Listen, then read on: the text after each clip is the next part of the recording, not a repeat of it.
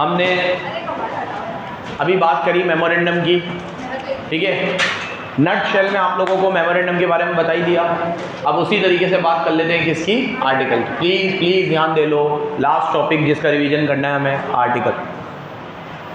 जैसे मेमोरेंडम हमारी कंपनी का ढांचा है, मेमोरेंडम हमारी कंपनी का ढांचा है, चार्टर है। ये हमें बताता है हमारा स्कोप क्या होगा, ऑब्जेक्ट क्या होगा, पर्पस क्या होगा। इसमें हमने ऑब्जेक्ट क्लोज की बात करी, लायबिलिटी क्लोज की बात करी, और सबसे वेरी इंपॉर्टेंट हम लोगों ने बात करी डॉक्ट्राइन ऑफ अल्ट्रावायलेट, ठीक है। उसको नटशेल में भी पढ़ा कि अगर कोई चीज़ कंपनी के इंट्रावायरस हो और डायरेक्टर के अल्ट्रावायरस हो तो वो तो चल जाएगा, लेकिन कंपनी के अल्ट्रावायरस हो तो नहीं चलेगा। अब आर्टिकल बात करते हैं इंटरनल रूल्स एंड रेगुलेशन से। तो article are rules and regulation which are frame for your internal affairs. ये किस लिए होते हैं, आपके इंटरनल अफेयर्स के लिए, ठीक है। अब एशबरी रेलवे का फिर से केस तो दे रखा, वो हमें काम का नहीं है, मतलब पढ़ लिया हमने ऊपर। अब आर्टिकल में ये सारे पॉइंट काम के हैं। इसमें सबसे इंपॉर्टेंट अपन लोगों ने बात करी थी एंट्रिंचमेंट की। किसकी बात करी थी, अभी भी उसके ऊपर थोड़ा खास ध्यान देंगे। पहले जैसे मेमोरेंडम में क्लोज होते हैं, name close, object close, registered office close, ऐसे इसमें कोई क्लोज व्लोज, इसमें रूल्स एंड रेगुलेशंस होते हैं। सो आर्टिकल बेटा article contain rules and regulation of company. जो भी मैटर आपको इसमें डालने हो अपने मैनेजमेंट से रिलेटेड वो आप डाल सकते हो। तो आर्टिकल का नेचर इंक्लूसिव होता है, एग्जॉस्टिव नहीं होता। कैसा नेचर होता है, मतलब आर्टिकल में आप अपनी हिसाब से चीजें ऐड ऑन, ये एग्जॉस्टिव ऐसा नहीं है कि इसमें 5 चीजें तो 5 ही रहेगी, आप 50 डालो। आर्टिकल आप खुद बनाते हो स्वयं, आपको जो बनाना है आपका डिस्क्रिशनरी पावर है, बराबर सुनते जाना। नेक्स्ट, इसमें एंट्रिंचमेंट का प्रोविजन भी डाला जा सकता है। क्या डाला जा सकता है, एंट्रिंचमेंट। अभी एंट्रिंचमेंट का क्या मतलब है, ये बहुत ही गौर से सुनना, क्वेश्चन बनेगा इस पे से, क्योंकि ऊपर तो क्या पढ़ा है, इस पे तो क्या क्वेश्चन बनेगा, रूल्स एंड रेगुलेशन होते हैं, इसमें आप कोई भी मैटर ऐड ऑन कर सकते हो।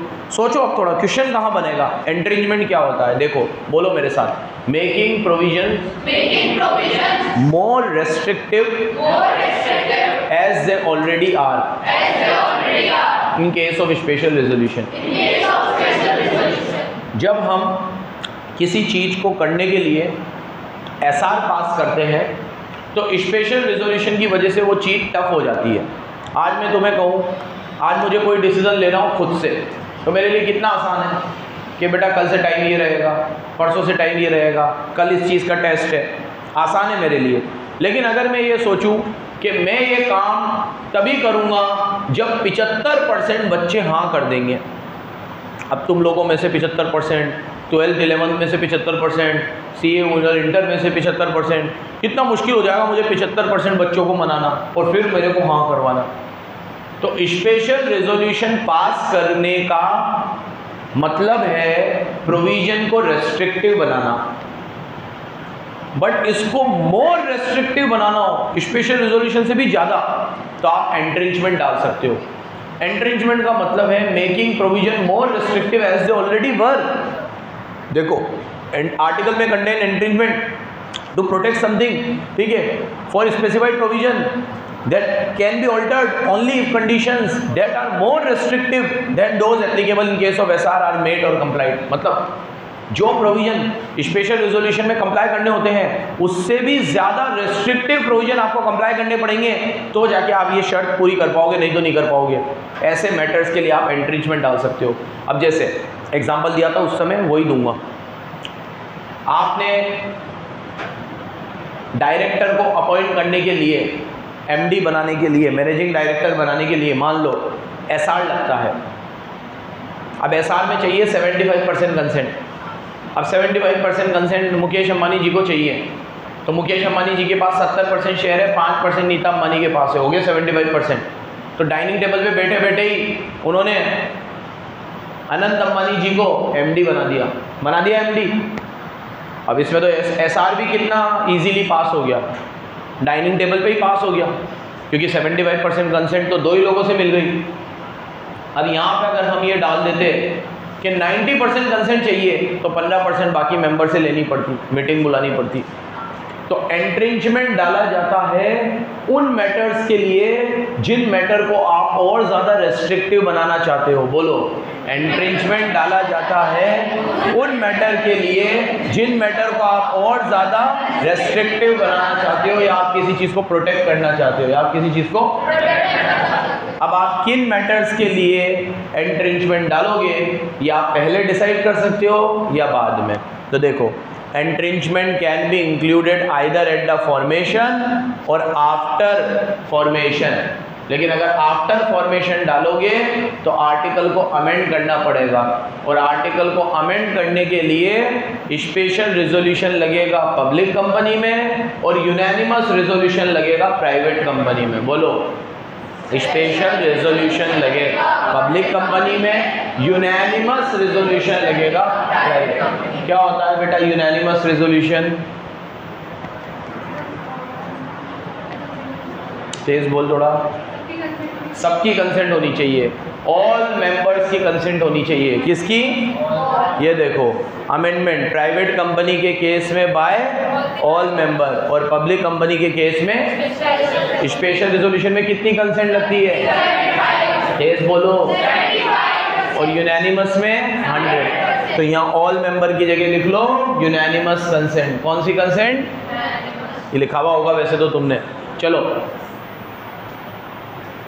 तो सुनो, एंट्रेंचमेंट डालने के लिए क्या रूल याद रखोगे? या तो एंट्रेंचमेंट बिगनिंग में ही डाल लो, फॉर्मेशन में। कब डाल लो? बिगनिंग में, फॉर्मेशन में। और फॉर्मेशन में नहीं डालना तो बाद में डाल लो।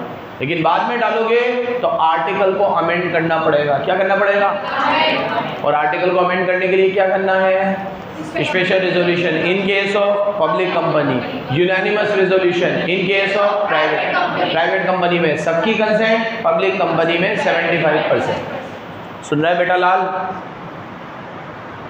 क्लियर है? चलो, आर्टिकल के भी फॉर्म मैंने याद करा दिए थे, FGHIJ मॉडल आर्टिकल। आप जब कंपनी खोलते हो तो आप मॉडल आर्टिकल को अडॉप्ट कर सकते हो। किसको अडॉप्ट कर सकते हो? यही है मॉडल आर्टिकल, जो किस में दे रखे हैं? टेबल FGH में। लेकिन इसमें मेन पॉइंट है ये, इसमें मैंने आपसे पूछा भी था, फिर आपको बताया भी था। सुनो, आप आर्टिकल को रजिस्टर करवाते वक्त मॉडल आर्टिकल को ही रजिस्टर्ड आर्टिकल बना सकते हो। लेकिन अगर आपने मॉडल आर्टिकल के किसी प्रोविजन को, बोलो, अडॉप्ट भी नहीं किया, अमेंड भी नहीं किया, मॉडिफाई भी नहीं किया, तो वो एज इट इज आप पे एप्लीकेबल हो जाएंगे। सेम मैनर सेम एक्सटेंट लिखा हुआ था। इसकी अंग्रेजी बड़ी कातिलाना थी, याद आ रहा है? आपसे पूछा था मैंने। इन केस एनी कंपनी जो रजिस्टर्ड हुई है after commencement of this act, उसके रजिस्टर्ड आर्टिकल में कंपनी ने मॉडिफाई भी नहीं किया, एक्सक्लूड भी नहीं किया, किसको? मॉडल आर्टिकल को, तो दोज रेगुलेशन, वो रेगुलेशन उस कंपनी के ऊपर सेम मैनर और सेम एक्सटेंट में एप्लीकेबल हो जाएंगे। बस याद रखना है आपको। तो आर्टिकल में मोटा मोटा क्या पढ़ा? एंट्रेंचमेंट के बारे में, मॉडल आर्टिकल के बारे में। और मॉडल आर्टिकल को अगर आपने अपने रजिस्टर्ड आर्टिकल में अमेंड भी नहीं किया, मॉडिफाई भी नहीं किया, तो वो to the same extent same manner applicable हो जाएंगे। बोलो, वापस बोलो। अगर आपने उन्हें अमेंड भी नहीं किया, मॉडिफाई भी नहीं किया, अमेंड भी नहीं किया, मॉडिफाई भी नहीं किया, तो मैंने आपको कहा था या तो आप मॉडल आर्टिकल को इसमें रख लो, ऐड कर लो, नहीं तो मॉडल आर्टिकल को अपने रजिस्टर आर्टिकल में अमेंड करके रख लो, मॉडिफाई कर लो और एक्सक्लूड कर दो। एक्सक्लूड भी कर सकते हो, ऐसे लिख दो कि मॉडल आर्टिकल में जो है हमारे ऊपर एप्लीकेबल। लेकिन अगर आपने उसे मॉडिफाई भी नहीं किया, एक्सक्लूड भी नहीं किया, अमेंड भी नहीं किया, ऐड भी नहीं किया, कुछ भी नहीं किया, तो वो आप पे एज इट इज अप्लाई हो जाएंगे, वो आप पे एज इट इज। लेकिन ये सिर्फ उन कंपनियों की बात हो रही है जो after commencement of this act है, मतलब 2013 के बाद। इसको काट दो, मतलब पहले पढ़ा हुआ था। इसमें डिफरेंस तो क्या है मेमोरेंडम में और आर्टिकल में? ये चार्टर होता है, ये रूल्स एंड रेगुलेशन होते हैं। अब मेमोरेंडम जो है वो कंपनी की रिलेशन बताता है पूरे वर्ल्ड के साथ, और आर्टिकल कंपनी की रिलेशन बताता है इंटरनल मेंबर्स के साथ। किसके साथ? ये इंटरनल होता है, वो एक्सटर्नल होता है। वो एक पब्लिक डॉक्यूमेंट है, हालांकि ये भी एक पब्लिक डॉक्यूमेंट है, लेकिन इसको पढ़ के आप सिर्फ इंटरनल मैनेजमेंट का पता लगा सकते हो, एक्सटर्नल पता नहीं लगा सकते। चलो next, last topic very very important, doctrine of indoor management. क्या है? ये रूल ये कहता है कि जब आप कंपनी के साथ कोई ट्रांजैक्शन करते हो तो आपको उसके इंटरनल अफेयर्स की जानकारी होना ज़रूरी नहीं है। जब आप कंपनी के साथ कोई ट्रांजैक्शन करते हो तो आपको उनके इंटरनल अफेयर्स की जानकारी होना ज़रूरी नहीं है। You are not suppose to make detail investigation and inquiry about internal matters of company. आज अगर मैं किसी कंपनी से कांटेक्ट कर रहा हूँ तो मैं सिर्फ ये देखूँगा कि उस कंपनी के मेमोरेंडम में क्या लिखा हुआ है, आर्टिकल में क्या लिखा हुआ है। अब आर्टिकल में लिखा हुआ है कि कंपनी के पास लोन लेने की पावर है, तो मैंने उन्हें लोन दे दिया।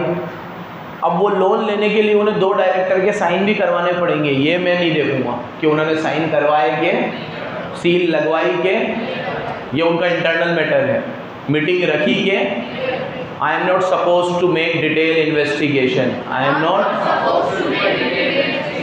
ये डॉक्ट्राइन ऑफ इंडोर मैनेजमेंट है। क्या है ये? इसको टर्कुएंट रूल भी बोलते हैं। क्या बोलते हैं इसको? यहाँ पे सब कुछ लिखा हुआ है, आपको टिक करवा रखा है, ठीक है। क्या टिक करवा रखा था मैंने आपको कि आप कोई भी इंफॉर्मेशन है, कोई भी पर्सन है, वो कोई भी कॉन्ट्रैक्ट करता है, यहाँ पे नहीं लिखी हुई थी वो चीज़, यहाँ लिखी हुई थी। ये रहा डॉक्ट्राइन ऑफ इंडोर मैनेजमेंट, ठीक है। वैसे कंस्ट्रक्टिव नोटिस का रूल ये कहता है कि आप सारे डॉक्यूमेंट को बराबर रीड करो। अगर आप रीड नहीं करते हो तो आपकी गलती है। ये कंस्ट्रक्टिव नोटिस है। कंस्ट्रक्टिव नोटिस क्या है कि आप सारे डॉक्यूमेंट को बराबर रीड करो, रजिस्टर्ड ऑफिस में जाके हर चीज़ का इंस्पेक्शन करो, आपको डाउट अराइज हो आप करो, सारी चीज़ें करो, लेकिन डिटेल इन्वेस्टिगेशन मत करो किसी भी चीज़ की। जैसे आज आप लोग फीस देते हो तो रिसिप्ट मांगते हो ना, कितनी अच्छी बात है, ये कंस्ट्रक्टिव नोटिस है। लेकिन एक बार आपको रिसिप्ट मिल गई, उसके बाद उस फीस का मैंने क्या किया, उस फीस में से मैंने मैक्स वाले सर को पैसे दिए नहीं दिए, उस फीस में से मैंने मुर्तुज़ा सर को पैसे दिए नहीं दिए, अब्दुल्ली सर को पैसे दिए नहीं दिए, वर्षा को सैलरी दी नहीं दी, स्टाफ को सैलरी दी नहीं दी, सारे पैसे मैं तो लेके नहीं चला गया ना, ये आपका काम, ये थोड़ी देखोगे आप। कंस्ट्रक्टिव नोटिस है, कॉशियस रहो, read the document properly. Constructive notice, कोई चीज़ रजिस्टर ऑफिस में जाके देखनी हो तो वहाँ पे भी देख लो, क्योंकि हर चीज़ पब्लिक डोमेन में है, अवेलेबल है। लेकिन इंडोर मैनेजमेंट इसका उल्टा है, ये कहता है कि आपको इंटरनल अफेयर्स की जानकारी नहीं होगी। In no sense mean that outsiders are deemed to have notice of the internal affairs. आपको पता है कि हमारा इंटरनल अफेयर्स क्या है, आपकी फीस को हम लोग कैसे बांटते हैं, और ना आपको ये जानने में कोई दिलचस्पी है, आपको कोई लेना देना ही नहीं, आपका काम है फीस देना, फीस जोर खत्म, आपको कोई डिटेल इन्वेस्टिगेशन करने की जरूरत नहीं है। ये हुआ था टर्कुएंट रूल, इसको क्या बोलते हैं? एक केस हुआ था शानदार, royal British bank versus Turquand rule. सामने देखो, रॉयल ब्रिटिश बैंक चूंकि एक बैंक था और ये दिवालिया हो गया था। क्या हो गया था? इंसॉल्वेंट हो गया था। अब इसमें नहीं, एक कंपनी इंसॉल्वेंट हो गई थी और उस कंपनी का लिक्विडेटर था टर्कुएंट। कंपनी का लिक्विडेटर कौन था? मेरी तरफ देखो, उस कंपनी को कितने pound, 2000 pound royal British bank को देने थे। किसको देने थे? तो कंपनी की एसेट बेचते, उससे $2000 आते और वो $2000 किसको दे देते? रॉयल ब्रिटिश बैंक को। क्योंकि पैसे किसको देने थे? रॉयल ब्रिटिश बैंक इंसॉल्वेंट नहीं हुआ, इंसॉल्वेंट कौन हुई है? कंपनी। कंपनी का नाम इसमें मेंशन नहीं है, ये रहा ये कैमरन्स, कोलब्रुक, स्टील, कोल, इतनी बड़ी कंपनी है, कौन रखता है? बॉल है, ठीक है। तो सी लिमिटेड है हमारे लिए, तो कौन है? तो सी लिमिटेड क्या हो गई? इंसॉल्वेंट। उसका लिक्विडेटर कौन आया? टर्कुएंट। अब टर्कुएंट है ना, थोड़ा ज़्यादा जज्बाती था, उत्कर्ष की तरह, सारे डॉक्यूमेंट चेक करने लग गया। फिर उसने कहा कि लोन लेने के लिए तो 2 डायरेक्टर के साइन चाहिए, इस पे सील लगनी चाहिए, साइन नहीं हुए, सील नहीं हुई, ये नहीं हुआ, वो नहीं हुआ। तो फिर रॉयल ब्रिटिश बैंक को बोला तुम लोगों को डिटेल इन्वेस्टिगेशन करनी चाहिए, तुमने ऐसी कंपनी को लोन दे दिया, अब मैं तो ये पैसे तुम्हें नहीं चुकाऊंगा, पहले दूसरों को चुकाऊंगा। रॉयल ब्रिटिश बैंक ने कहा भाई बाजू हट, पैसे दे, लिक्विडेटर है, लिक्विडेटर बन के रहे, औकात मेरे, हमने पैसे दिए हैं, जो डॉक्यूमेंट हमें लेने चाहिए थे हमने कंपनी से डॉक्यूमेंट लिए, हमारा काम है बैंक है, हमारा लोन देने का काम है। अगर हम हर किसी को शक की निगाह से देखेंगे तो लोन कैसे देंगे? लोन देंगे तो ही हमें कोई इनकम होगी ब्याज की, तो हम ऐसे हर किसी को शक की निगाह से नहीं देखेंगे। तो रॉयल ब्रिटिश बैंक जीत गया और टर्कवेंट जो पटेलाई कर रहा था वो, लेकिन ये किसके नाम से मशहूर हो गया? टर्कवेंट के। तो अगर आपको टर्कवेंट रूल आए तो क्या समझाना है? Doctrine of indoor management. क्या समझाना है? Doctrine of indoor management, Turquand rule, popularly known as Turquand rule. So Turquand versus royal British bank, ये पूरा समझा रखा है, आपको कुछ रटने की जरूरत नहीं है, अपनी लैंग्वेज में लिखना। चलो अब last topic doctrine of indoor management के एक्सेप्शन। पहले पढ़ा डॉक्ट्राइन ऑफ अल्ट्रा वायरस, फिर पढ़ा doctrine of constructive notice. Kareena, doctrine of constructive notice क्या कहता है?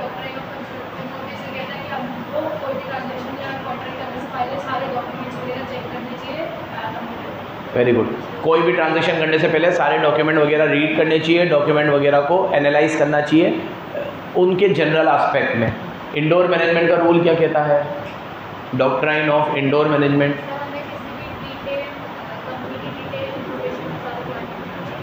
हमें कोई भी कंपनी का इंटरनल अफेयर्स का डिटेल इन्वेस्टिगेशन करने की ज़रूरत नहीं है, ठीक है। तो रॉयल ब्रिटिश बैंक ने डिटेल इन्वेस्टिगेशन नहीं किया था, तो क्या वो गलत थी कि सही थी? उसे पैसे मिले कि नहीं मिले? टर्कवेंट जीता कि रॉयल ब्रिटिश बैंक जीता? टर्कवेंट। कौन जीता? और नाम किसका चला? पटेल कौन बन रहा था? टर्कवेंट ये कह रहा था कि आपको क्या करना चाहिए? डिटेल इन्वेस्टिगेशन, लेकिन वो नहीं करना चाहिए। अब सुनो, अब मैं पढ़ाता हूँ लास्ट टॉपिक, इंडोर मैनेजमेंट के लिमिटेशन। इसके मतलब इन केसेस में आपको डिटेल इन्वेस्टिगेशन करना चाहिए, वैसे तो आपको नहीं करना चाहिए, लेकिन मैं क्या पढ़ा रहा हूँ? इसके एक्सेप्शन। तो एक्सेप्शन में आपको डिटेल इन्वेस्टिगेशन करना चाहिए। सामने देखो, number 1, when you have knowledge of irregularity, जब आपको इरेगुलरिटी के बारे में पता हो। जैसे मैंने इसके बहुत बड़े एग्जांपल दिए थे आपको। क्या एग्जांपल दिया था आपको? कि अगर मान लो मैंने पहले एक बार किसका नाम लिया था? मैंने उर्विका का लिया था, तो उर्विका से मैंने पहले फ़ीस ले ली और पहले मैंने फ़ीस लेकर उसकी फ़ीस खा गया, ठीक है, और वो फ़ीस को मैंने, ठीक है, और ये ऐसा मैं पहले कर चुका हूँ, तो इसको इरेगुलरिटी की नॉलेज है। सस्पिशन अलग है, नॉलेज अलग है। अगला पॉइंट सस्पिशन है, वो केएसटी वाला शायद मैंने सस्पिशन में दिया होगा। सस्पिशन अलग है और नॉलेज अलग है। अगर आपको बराबर पता है, नॉलेज है, तो फिर आपको इरेगुलरिटी के बारे में डिटेल इन्वेस्टिगेशन करना चाहिए। जैसे उर्विका ने देख लिया कि भैया मैं पैसे लेके जा रहा हूँ, मैं पैसे गले में नहीं डाल रहा, ठीक है, इसको पूरी नॉलेज है, तो फिर इसको क्या करना चाहिए? Detail investigation.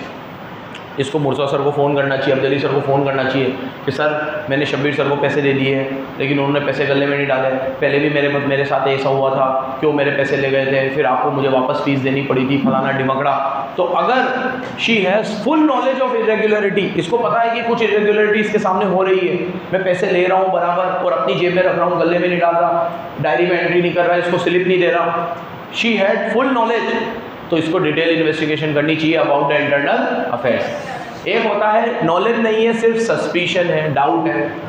अब डाउट क्या है कि भैया अगर मान लो मैंने इससे कहा उर्विका से कि तेरे को फ़ीस देनी है, और फ़ीस कैसे देनी है? तेरे को बीसीसी के नाम से चेक नहीं बनाना, मेरे नाम से बनाना है, और फ़ीस भी तेरे को कोचिंग में नहीं देनी है, कोचिंग के बाहर देनी है। मैंने कहा केएसटी पे चेक दे देना मुझे, मैं वहाँ मिलूँगा, ठीक है, गाने का प्रोग्राम है मेरा एक, ठीक है।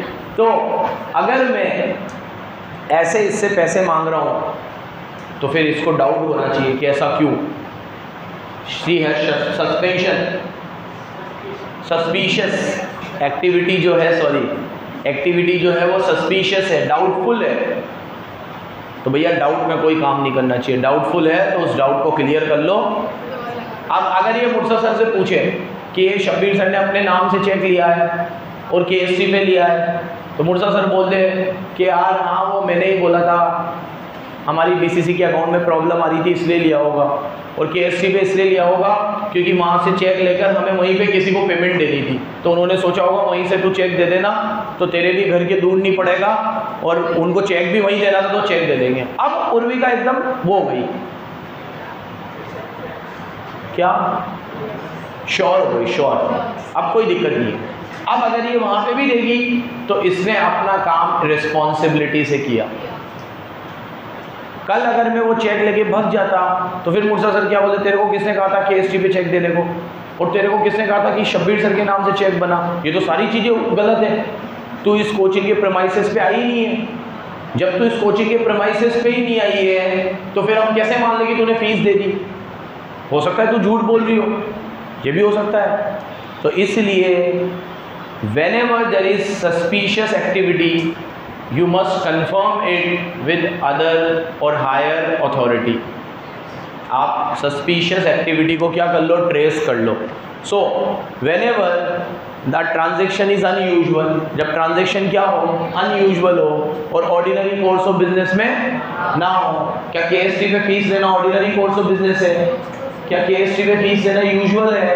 क्या यूजुअल है? हमेशा ऐसा होता है। तो आपको क्या कर लेनी चाहिए, डिटेल इन्वेस्टिगेशन। आपको नेग्लिजेंटली बिहेव, बोलो तेज, बोलो तेज। लॉ कभी भी नेग्लिजेंट लोगों को रिवॉर्ड नहीं देता, बोलो।